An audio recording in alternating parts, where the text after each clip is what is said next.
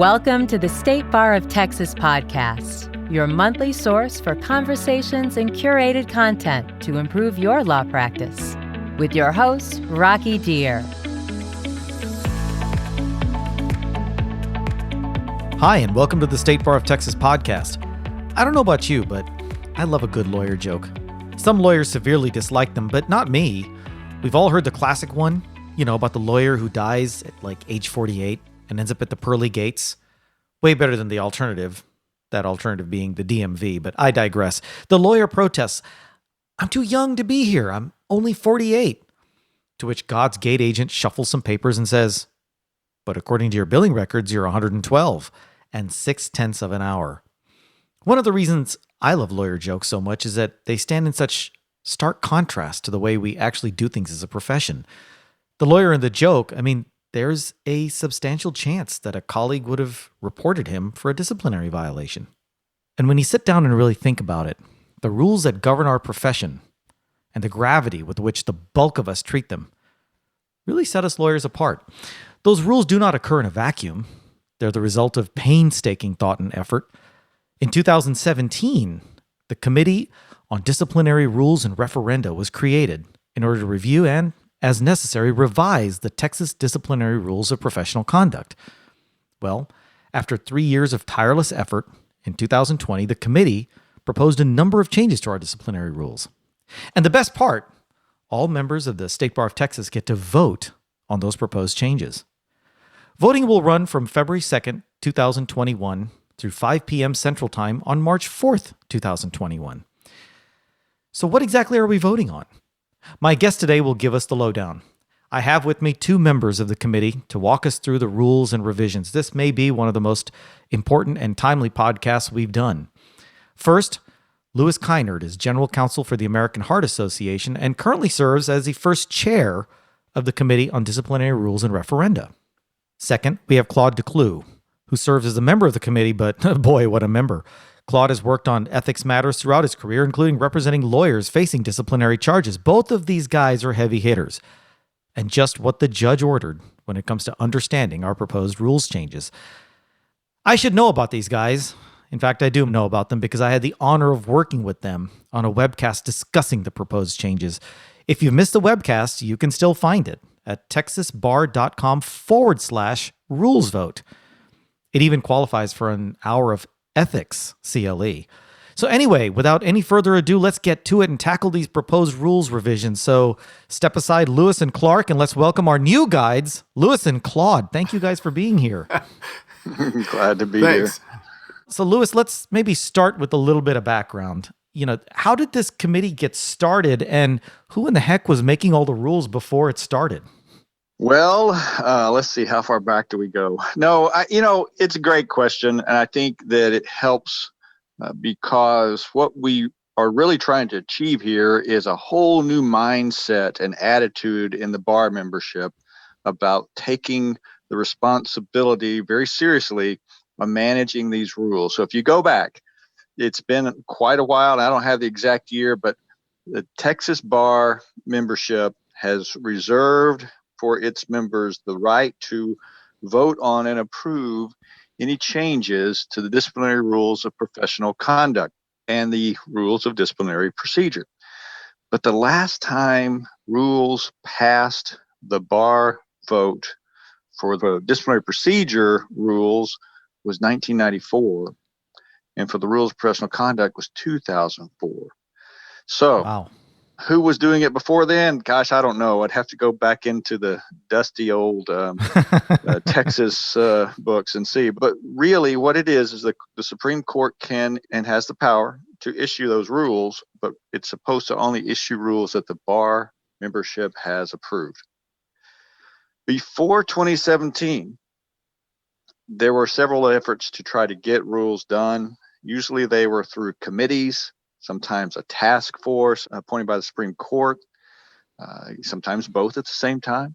Then, I guess in the last 10 years, since that last referendum rules vote effort in 2011, there was a standing committee at the bar, about 23 members from all over the state and all parts of the bar represented to go in and work on proposals to address perceived shortfalls, gaps, or anachronistic provisions, and make the recommendations to the board. I was actually on that committee. I was appointed to that committee right about the time that 2011 ballot was sent out. So I had nothing to do with that one, but I got to live through the voting and animosity generated by the process leading up to it. And it was really good, very educational. I could then learn what the sensitivities were and why some people were so concerned about the way we got to that point. Then nothing passed. Not one provision passed. So our rules are pretty far behind, I would say, almost every state out there. I don't think there's any other state that has gone as long. Okay, maybe Mississippi. You got to remember Mississippi's probably down there. But unfortunately, we're in the same echelon that they are. That's kind of ironic because, really, Texas has kind of led national bar efforts in almost every other front. But you're saying that our rules have been far behind the changes that others have made. I think that'd be kind of shocking to a lot of Texas lawyers. Well, let me jump in here. One of the reasons we had some real problems with the old State Bar Act, and that was that to get anything passed by the lawyers, you had to get 51% of the voters of the lawyers that were licensed voting. And so if you were opposed to something, you had a double ballot by simply not showing up and voting, and there was organized opposition. So the people that did vote passed, but there was not enough and people were against it. So you had this, that's what was fixed in this 2017 act that Lewis was talking about. Interesting. Wow. Okay. Law students have been going through professional responsibility courses for decades learning the model rules, learning what pretty much the general starting point is for every state in the country. Sure. And then they come out and practice in Texas and have to go back and look at rules that haven't been the model rules for quite some time. So there is a kind of a strange head scratcher there. And I think this is one of the things you probably might hear Professor Johnson talk about. He goes, I got to teach kids the model rules because they've got to pass that standard test that's nationwide, Model Professional Rules, MPRE, whatever that stands for. Right. And then I remember that. and then they come back to Texas going, oh, wait, that wasn't what I studied. So sure. So on this committee, how many members do you have and who all's on it?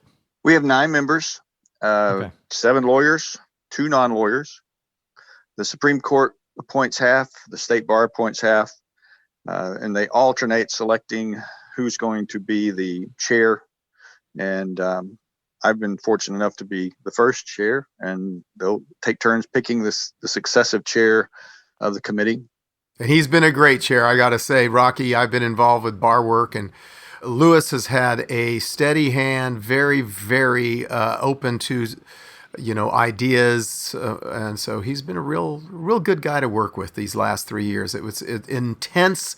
I want everybody who's listening to this to know how intense we met every single month. Wow. Sometimes people meet quarterly. The CLE committee doesn't meet this. We meet twice a year. This was every month, and really, really engaging and hard work, and very proud of this work product. Well, they promised to double our salary if we met every month. That's right. Well, I do want to get into these actual ballot items, but before we do, an interesting question I was kind of thinking about, even leading up to this podcast, was how did you decide which rules needed to be revised? I mean, we can talk about what's on the ballot, but how did you decide what belongs on the ballot? I mean, in theory, it could be a lot more than 8. So how did you narrow that down? The charge in the statute is that we constantly go through the rules to determine whether they're adequate or need some change. Well, obviously, we're not going to do it all in the first month. So we have to kind of meet it out. Right. And we also hear from other, I call them constituencies. The Supreme Court specifically asks us to look at a rule. They ask us to look at some comment changes. The Lawyer Advertising Committee did a bunch of work and sent it over. The board passed a resolution wanting us to review and take that up for consideration. Right. And then the members of our committee all are aware of or have known of requests for help, relief, something dealing with certain rules, and we just take them up as we can.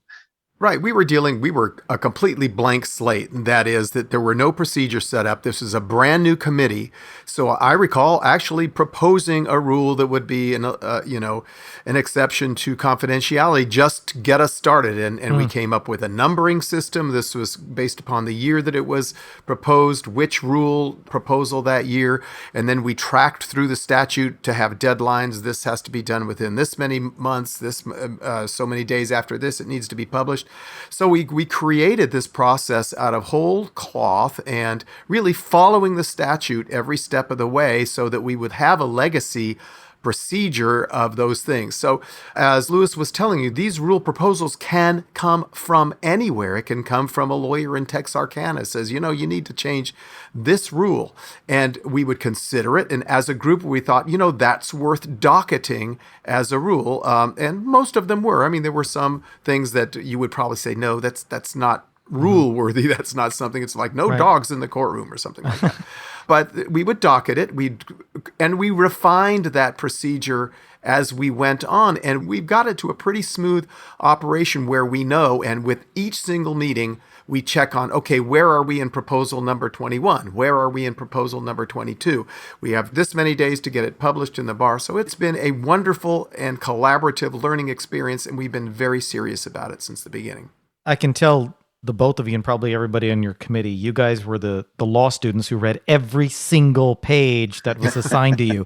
So I'm already unqualified to ever serve on this committee, but it's great to be able to learn more about this. I do want to make sure we have time to talk about these specific ballot items because they're interesting and they're a lot more interesting than might meet the eye. So I want to give you guys a chance to kind of talk us through them. So 8 ballot items.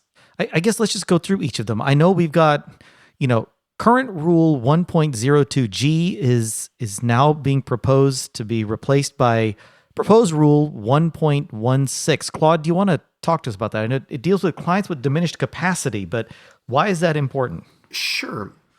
Let me just say, as a big group, these first 3 are all good new tools to put in your toolkit as a practicing lawyer representing clients in the state of Texas. And when you say the first 3, you mean ballot items A, B, and C? A, B, and C. I'm sorry. Okay. Yes. Okay. All of these first 3 are exceptions. We have absolute duties of confidentiality, except in certain situations if we think our client's going to commit a crime. Well, these are little cracks in that door that will help you with difficult items. First, we know, and this was actually requested by the probate section, say, look, we're probate lawyers and we do lots of estate planning.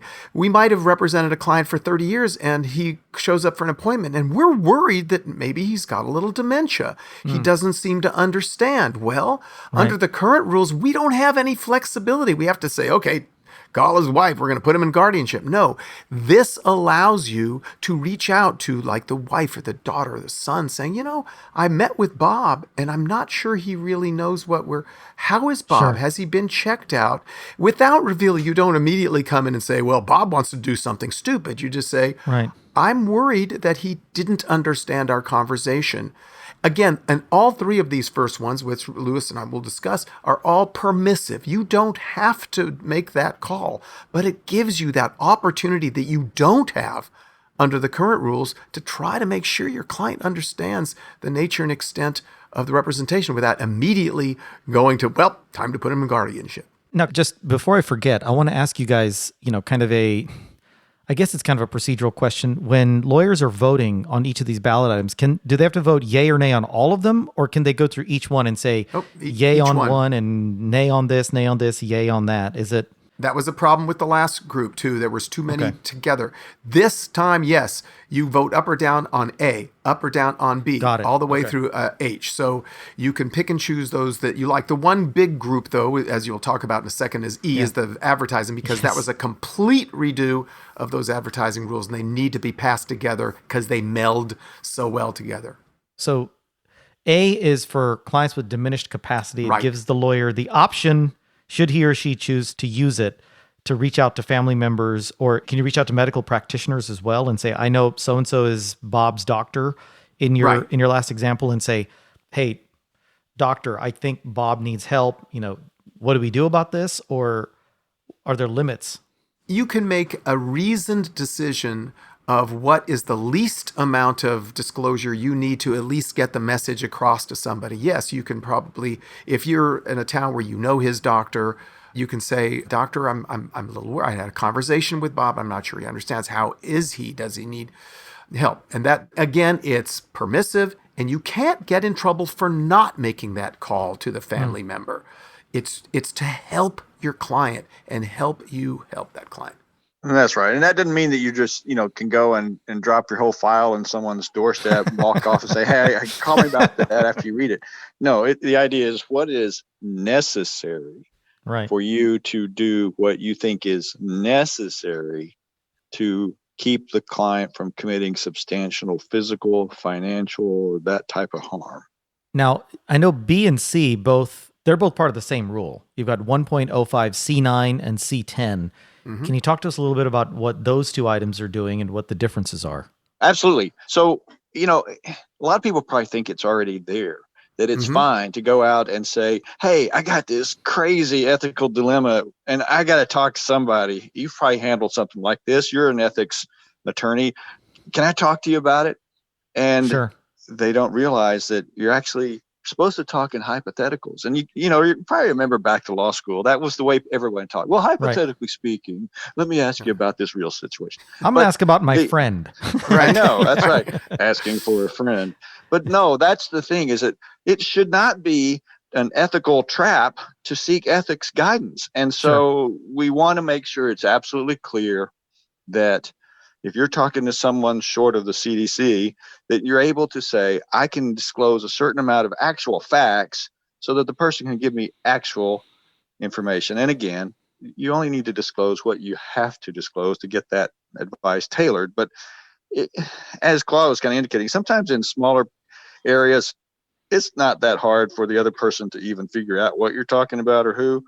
But it shouldn't be a disciplinary rules violation for them to have figured that out. If it didn't carefully cloak or reshape or change all the names to protect the guilty, that should not be itself a disciplinary rules violation, because you're really just trying to figure out what the right thing to do is. Right.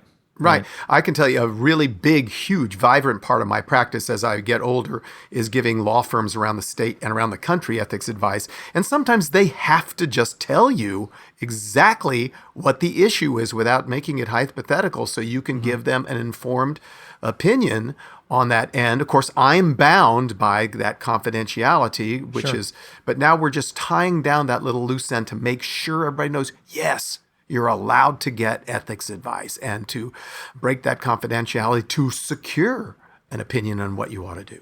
Now, item C, actually, speaking of confidentiality, that goes to a very serious topic that the state bar has been very focused on mental health, and this goes to the mental health of clients and potential mental health. This has to do with clients who may be contemplating suicide, as I understand it. Talk to us about that. Right. We know that there's so many people, especially during this whole COVID lockdown, which we're still in, we're seeing just a zooming amount of depression. No pun intended with the zooming. But honestly, we know that, for example, you can reveal if some commission of a crime or somebody's plan to hurt someone. A number of professions who deal with confidentiality are allowed to do that, or child abuse or things like that. Right. But here, if you form a good faith impression in your own mind from conversations or other communications with your client that your client is in danger of dying by suicide, again, this allows you to crack that confidentiality door enough to reach out to somebody. Maybe I'll call it his brother or his wife or something like that. Said, "Listen, I'm worried about Bob. I had a conversation. He appears depressed." And again, it's permissive. You don't have to do that. If you don't do that and something happens, you're not liable because you had an impression. It's to help your client avoid suicide. And we're not healthcare professionals. So that's why we don't have an absolute duty to do that.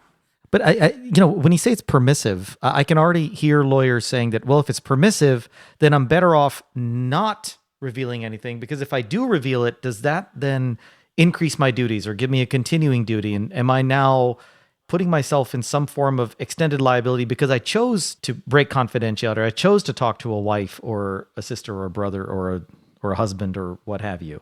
We have debated that over and over, but believe me, we've turned these upside down, shaken them out, crossed them the ceiling, everything. And actually, the only one that we thought might get mad at you is your own client for, mistakenly doing that. But I think if you have a reasonable impression that he may be in danger of dying by suicide, you have that right to try to prevent that. I would rather have him mad at me than to miss the opportunity to help them. And Rocky, it's also limited by you should only disclose what is necessary in order to address the specifics of that situation. But the lawyer gets to decide that under her reasonable belief, as opposed to it being some external standard. Well, I do want to move on to item D so that we don't get, because I know we've got the advertising coming up and we need to spend some time on that. People are going to be interested in that. So with item D, now, Louis, I'm chuckling because you talked earlier about the model rules. And to be honest, when I was a young lawyer, I thought Texas just wanted to be different and never really adopt a model rule because so many of our rules were different from the model rules. But proposed rule 6.05, as I understand, is based on ABA model rule 6.5, talking about exceptions for conflicts of interest for pro bono and nonprofit work. Can either of you tell us about that one? Sure. No, and to your point on the model rules difference, one of the reasons we need to have some of these other exceptions we've talked about is because Texas has a unique approach to client confidentiality rule. And that is that, bodily harm thing, since suicide has been decriminalized, you can't anymore use that criminal, to prevent a crime exception under confidentiality. Right. So, all right, on this one, this is actually based on the model rule that 48 states in the DC have adopted some form of. Not everybody went with the straight ABA language because it has some problems in it when you really try to apply it to the everyday ground game. Sure. But here's the deal. Disasters happen everywhere. And lawyers want to help. And that's just kind of the nature of us being in this profession, is we're usually doing it for one reason or another to help people. Sure. So when a disaster strikes, duty calls, it's natural for us to want to go out and do what we can.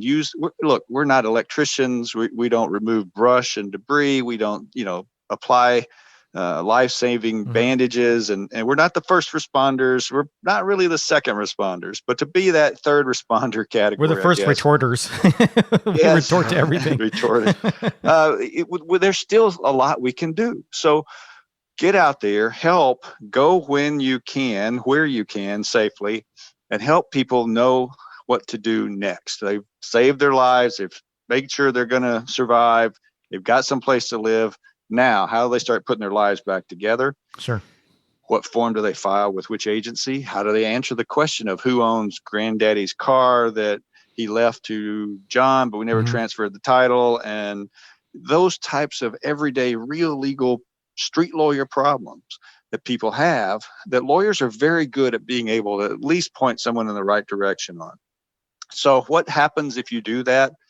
The old no good deed goes unpunished adage is that you might have created an actual or potential conflict of interest or broken through one because someone in your firm that you didn't even know about or know who they were talking to was talking to the other side or some other related party. And the fear of that happening, which can have very real economic consequences, has kept a lot of people from going and doing just what they really have that impulse to do. So this is what the national approach has been. Basically, everywhere you can, carve a very narrow, limited exception to the imputed conflict of interest rules. It's not to the direct conflict. So you still can't represent both sides of the same case. Sure, of course. And so, but the unknown, imputed or imputable conflicts or potential conflicts should not be the barrier to getting to the public the help they need right then. Got it. Now, again, keeping an eye on the clock, I do want to get to item E, which is, I call this the Big Kahuna. All right, I'm going to take you through a jet thing through E. First of all, everybody understand, we have current rules 701 through 707. They're all gone. All of those are gone, and we've rewritten them as 701 through 706. Our job was to simplify. modernize and clarify, make your life as a lawyer easier, make these advertising rules easier to understand, easier to follow, lots of exceptions where you're not subject to them anymore. So let's go ahead and start with 701. The whole purpose of these is to focus simply on false and misleading statements, because that's what constitutional jurisprudence is all about. Then we define what's the difference between an advertisement and a solicitation. An advertisement, of course, is something that everybody can see. A billboard, it's in the book. Solicitation is a targeted communication to you. Rocky, I see you were in a car accident. Sure. Would you like to hire me? That's a solicitation. So we define that very easily for lawyers to follow that. The only rule that we've changed that was in existence, we've had a long time, like most states had, you can't have a trade name. That means you always have the name of a lawyer. Like if you want to be construction lawyer, you can't say Construction Lawyers of North Dallas. The trade name rule now allows that, but they have to be non-misleading, non-deceptive trade names. You can't call yourself Houston Grand Center for All Lawyers, blah, blah, blah, something that's deceptive. It's got to be, and of course, we're going to go through that. And we went through the whole debate for months on what about silly trade names? Well, all we're really doing, we're not plowing new ground here in allowing trade names. Other states have already gone through tons and tons of federal litigation where the Supreme Court's always said, you can't stop non-deceptive speech that's not dangerous to somebody. So we're just following really long-established law. And again, we want to make sure that everybody understands this is a constitutional issue that there was already cases in all sorts of other states saying, what's wrong with calling yourself Collin County Family Law Clinic or something like that? As long as it's not deceptive. So that's what we're aiming for. Still, the lawyers in there has to be someone who files with the state bar, who's in charge of that office. You've got to follow the state rules as far as a fictitious business name and file it at the Secretary of State. So it's not like you're hiding behind something. They're still going to be able to find out who's part of Collin County Family Law Clinic. So that's the big trade name controversy, which is really a non-controversy. And then we continue the rules on advertising. It's the advertisement has to, when it's filed, identify the lawyer responsible for that ad. You can disclose, of course, you may disclose. You don't have to disclose. You can if you're board certified by the Board of Legal Specialization or have some other special thing that's been approved by the Board of Legal Specialization. And then very simple rules, like if you say a contingent fee, you have to identify if there's other costs involved, blah, blah, blah. And finally, if you say, I'm doing a special for will packages for $350, you have to either state how long it'll be through June 30th, or you have to keep it for a reasonable length of time. All these are very reasonable things to do. Then finally, on solicitation and other prohibited communications, you can't directly solicit people again. And we're adding through social media. So not only with a letter or a telephone call, but also through active social media, which just involves, we modernize this whole group of rules to include social media. The other thing is, this is an old rule, but you can't misleadingly label a solicitation to like, this is a subpoena, you have to call our law firm. Right. You can't make it look like a thing. And then we have added, which is a normal thing now, that you can't pay people for referring cases, but you can do what we call a nominal gift given as an expression of appreciation. You can take somebody out to lunch. I'm sure there'll be some people that abuse that, but yeah, a nominal gift you can take to somebody to dinner or lunch. Thank you very much for referring this client to me. Buy him a cup of coffee, that sort of thing. And now we also, in 703, we allow, they've been going on forever. It's called Reciprocal Referrals. Let's say all I do is estate planning and my clients need real estate. I can say Rocky Dhir does all the real estate and I always send my clients to him. I still have to, make sure that I believe you can handle that. I have to act. And he's allowed to say, I don't do estate planning. I send all my estate planning to Claude Ducloux. So those are allowed. And again, we have that exception where you can give a nominal gift. An ordinary social hospitality of a nominal value is going to be permitted. The filing requirements are kept somewhat the same, only in the sense that you can now get pre-approval. So you don't have to spend all the money on a final copy of your ad. You can say, hey, will this pass muster? And they'll go, yeah, I'll give you a thumbs up ahead of time. but you still have to file that. Also, the thing that lawyers are really, really going to like is very important. There's a lot of situations in which you don't need to get exempt from filing requirements. They're completely exempt from filing requirements.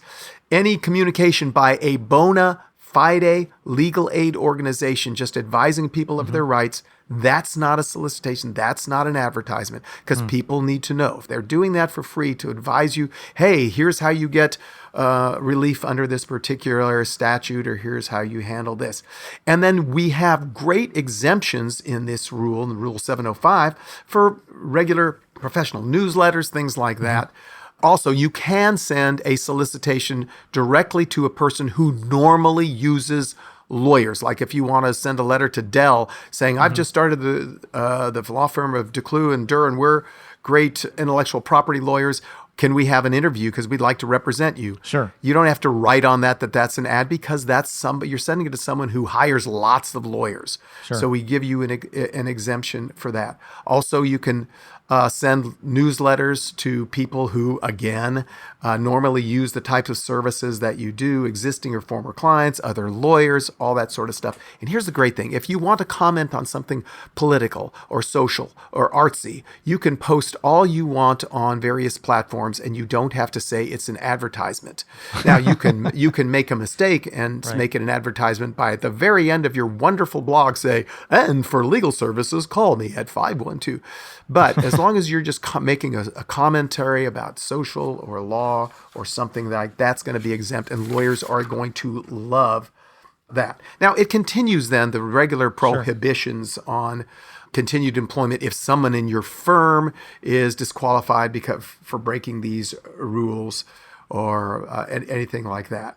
And this really is I will tell you, we spent more than 2 years crafting these 6 rules, going through thousands of emails, getting hundreds of input from lawyers around the state. We got entire briefs from some lawyers. Now, I'm sorry that I rushed you through this, but I know we were trying to hit a deadline. I appreciate it. That's all of them. So, and we've also got a few, these look like procedural items F, G, and H, dealing with the reporting of misconduct and assignment of judges. Can you just fly us through those?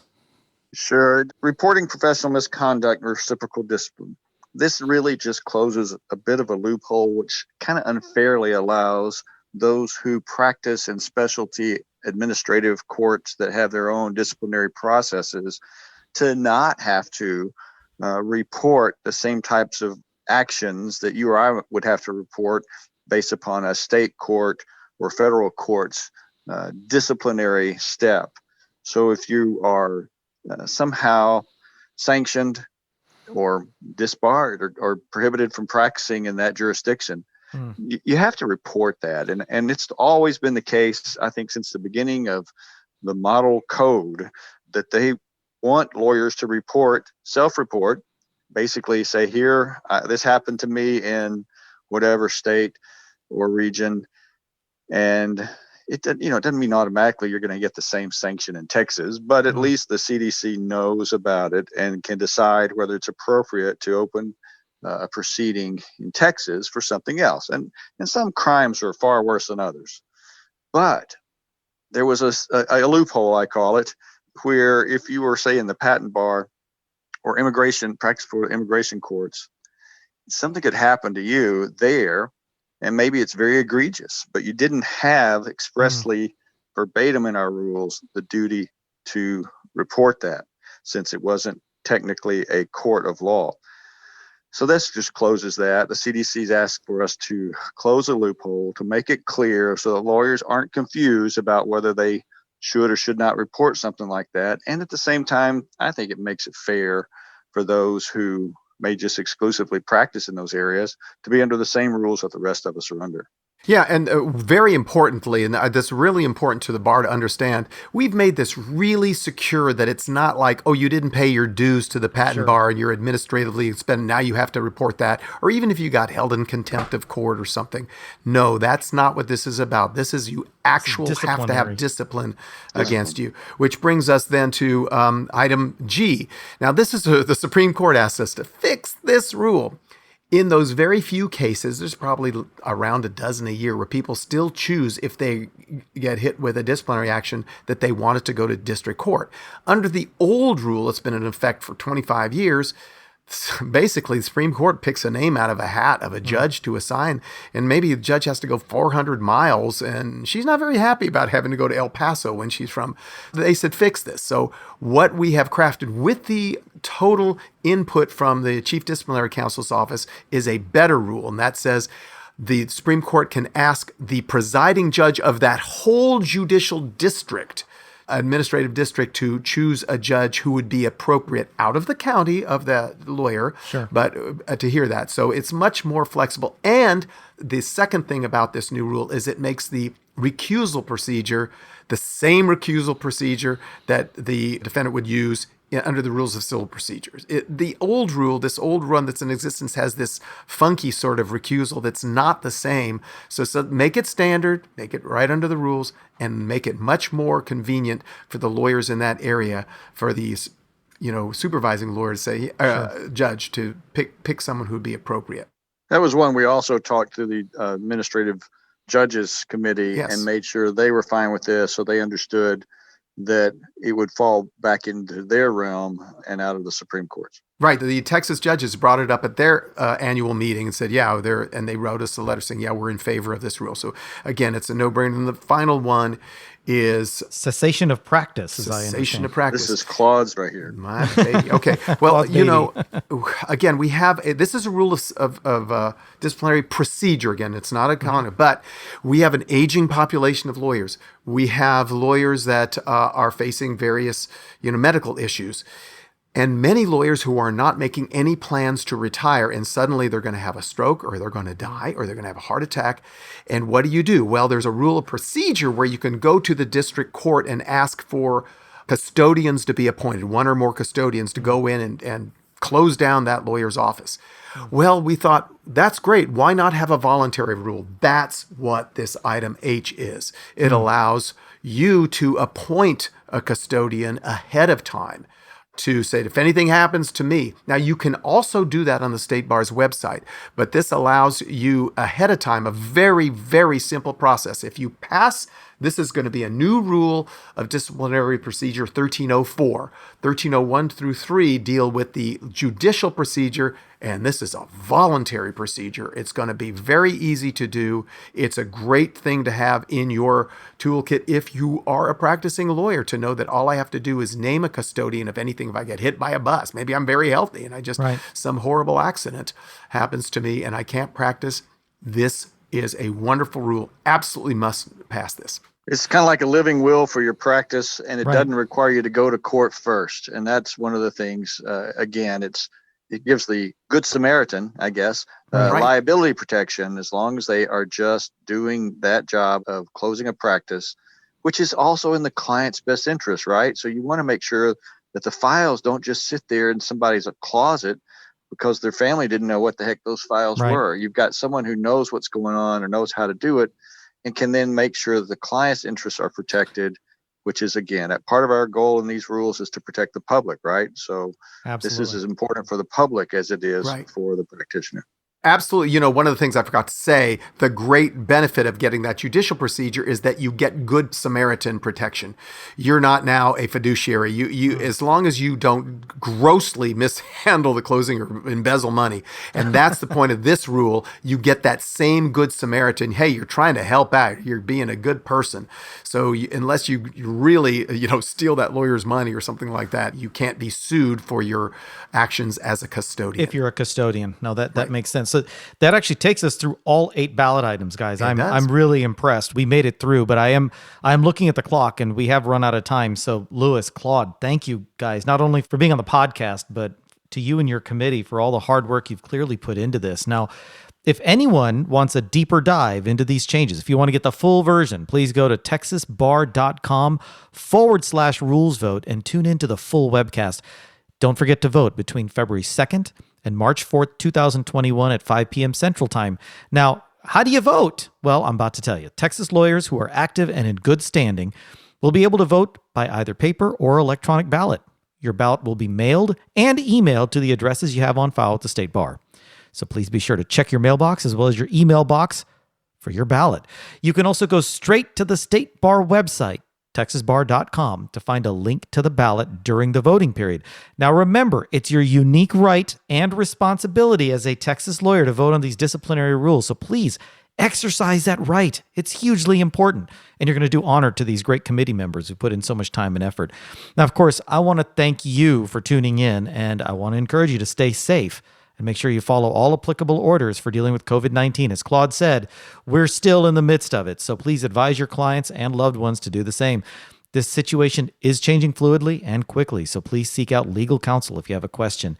If you like what you heard today, please rate and review us on Apple Podcasts, Google Podcasts, or your favorite podcast app. Until next time, remember, life's a journey, folks. I'm Rocky Dhir, signing off. If you'd like more information about today's show, please visit LegalTalkNetwork.com.